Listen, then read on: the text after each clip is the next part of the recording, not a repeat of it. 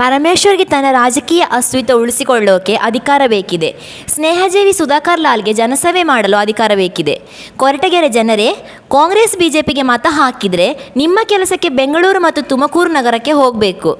JDS ಪಕ್ಷಕ್ಕೆ ಮತ ಹಾಕಿದರೆ ನಿಮ್ಮ ಮನೆ ಬಾಗಿಲಿಗೆ ಲಾಲ್ ಬರ್ತಾರೆ ಎಂದು ಹಿಂದುಳಿದ ವರ್ಗದ ರಾಜ್ಯ ಪ್ರಧಾನ ಕಾರ್ಯದರ್ಶಿ ಮುಡಿಮಡು ರಂಗಶಾಮಯ್ಯ ತಿಳಿಸಿದರು.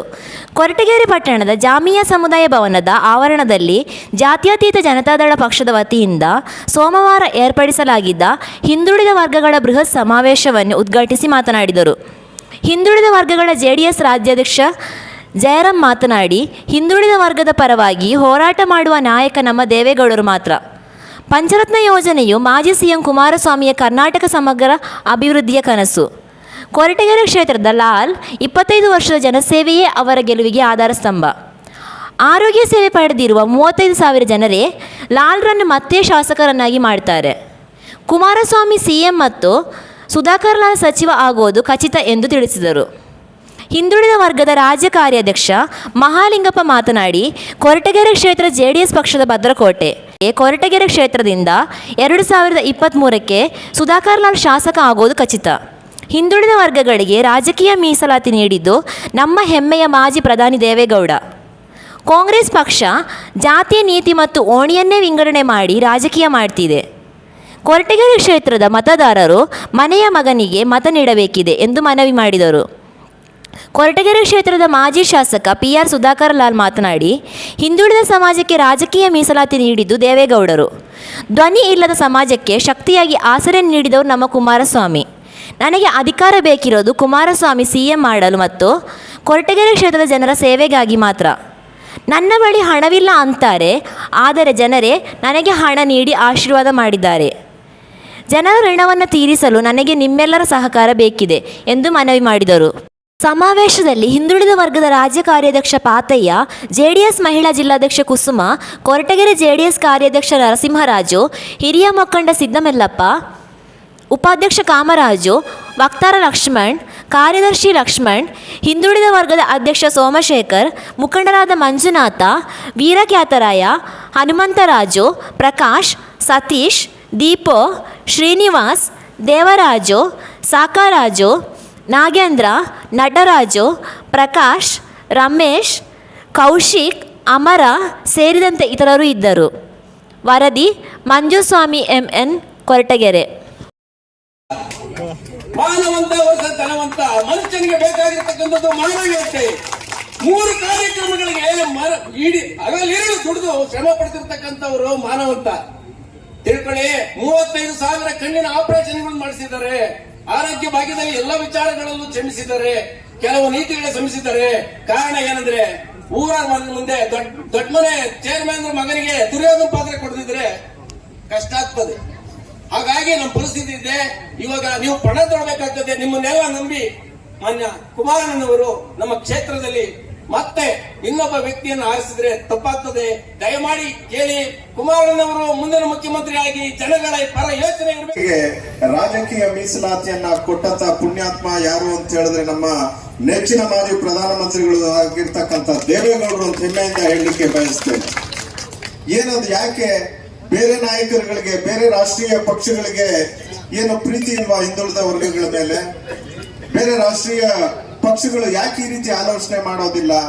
ಧ್ವನಿ ಇಲ್ಲದ ಜನಗಳಿಗೆ ಧ್ವನಿಯನ್ನ ಕೊಡ್ತಕ್ಕಂತ ಕೆಲಸವನ್ನ ಯಾರಾದ್ರೂ ಮಾಡಿದ್ದಾರೆ ಅಂತ ಹೇಳಿದ್ರೆ ಅದು ನಮ್ಮ ನೆಚ್ಚಿನ ನಾಯಕರಾಗಿರ್ತಕ್ಕಂಥ ಕುಮಾರಣ್ಣನವರು, ಮಾಜಿ ಪ್ರಧಾನಮಂತ್ರಿಗಳಾಗಿರ್ತಕ್ಕಂಥ ದೇವೇಗೌಡರು ಅಂತ ಹೇಳಿ ಮತ್ತೊಮ್ಮೆ ನಾನು ಹೇಳಲಿಕ್ಕೆ ಬಯಸ್ತೇನೆ. ಏನು ನಿಮ್ಮೆಲ್ಲರ ಪ್ರೀತಿ, ವಿಶ್ವಾಸ, ಅಭಿಮಾನ ನಮ್ಮ ಜಾತ್ಯತೀತ ಜನತಾದಳ ಪಕ್ಷದ ಮೇಲೆ ಇರಲಿ. ನಿಮ್ಮೆಲ್ಲರ ಒಂದು ಶ್ರಮ ಏನಿದೆ, ಆ ಶ್ರಮದ ಫಲವಾಗಿ ನಮ್ಮ ನೆಚ್ಚಿನ ಮಾಜಿ ಮುಖ್ಯಮಂತ್ರಿಗಳಾಗಿರ್ತಕ್ಕಂಥ ಕುಮಾರಣ್ಣನವರು ಮತ್ತೊಮ್ಮೆ ಈ ರಾಜ್ಯದ ಮುಖ್ಯಮಂತ್ರಿಯಾಗಿ ನಿಮ್ಮೆಲ್ಲರ ಕಷ್ಟವನ್ನ, ಕಣ್ಣೀರನ್ನ ಒರೆಸ್ತಕ್ಕಂಥ ನಾಯಕರು ಅಂತಕ್ಕಂಥ ಮಾತನ್ನ ಈ ಸಂದರ್ಭದಲ್ಲಿ ನಾನು ಹೇಳಲಿಕ್ಕೆ ಬಯಸ್ತೇನೆ.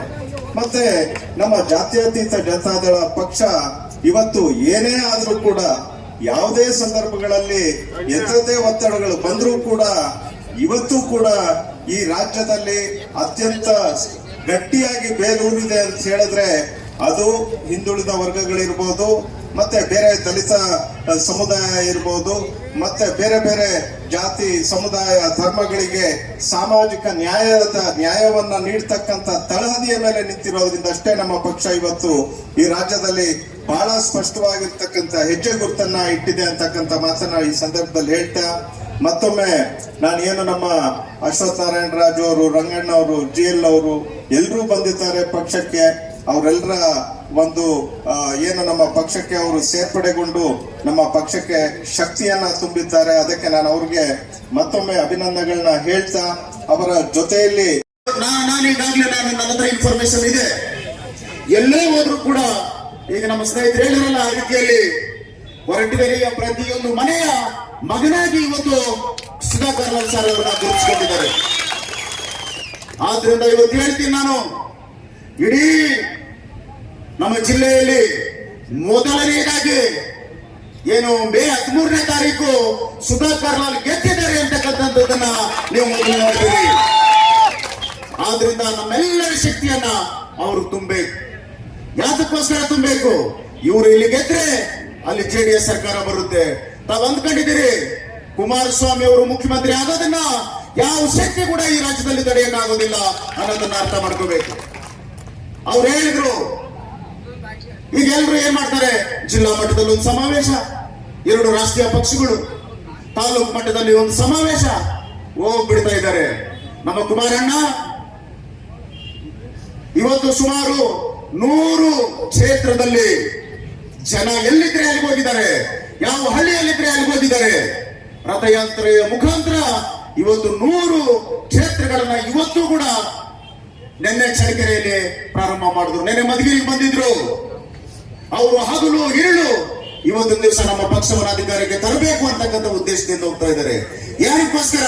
ಅವ್ರು ಈಗಾಗಲೇ 2 ಸಾರಿ ಮುಖ್ಯಮಂತ್ರಿ ಆಗಿದ್ದಾರೆ. ಮುಖ್ಯಮಂತ್ರಿ ಆಗ್ಬೇಕು ಅಂತಕ್ಕಂಥ ವಿಚಾರದಲ್ಲಿ ಅಲ್ಲ. ಈ ರಾಜ್ಯಕ್ಕೆ ಒಳ್ಳೇದಾಗಬೇಕು, ಬಡವರಿಗೆ ಒಳ್ಳೇದಾಗಬೇಕು, ಮತ್ತು ರೈತರಿಗೆ ಒಳ್ಳೇದಾಗಬೇಕು, ಮತ್ತು ಶಿಕ್ಷಣ ಪಡಿತಕ್ಕಂಥ ವಿದ್ಯಾರ್ಥಿಗಳಿಗೆ ಒಳ್ಳೇದಾಗಬೇಕು. ಈ ರಾಜ್ಯವನ್ನ ಕಟ್ಟಬೇಕು, ನವ ಕರ್ನಾಟಕವನ್ನ ನಿರ್ಮಾಣ ಮಾಡಬೇಕು ಅಂತಕ್ಕಂಥ ವಿಚಾರದಲ್ಲಿ ಇವತ್ತು ಹಗಲು ರಾತ್ರಿ ಇವತ್ತು ಕರ್ನಾಟಕದ ಜನತೆಯ ಮುಂದೆ ಹೋಗಿ ಅವರ ಆಶೀರ್ವಾದವನ್ನ ಕೇಳ್ತಾ ಇದ್ದಾರೆ. ಎಲ್ಲಿಂದ ನೀವು ಬೀದರಿಂದ ಚಾಮರಾಜನಗರ ತಗೊಳ್ಳಿ, ಎಲ್ಲೋದ್ರೂ ಕೂಡ ಇವತ್ತು